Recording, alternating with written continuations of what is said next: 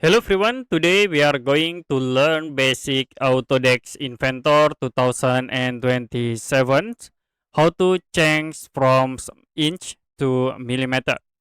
So for example, you can create new part, and if you drawings like in this sketch, okay, with the rectangle tools, it will be show for the units in inch.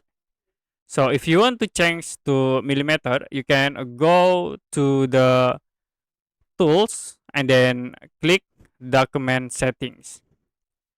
Click on the unit tabs and then you can change for length here from inch to millimeter.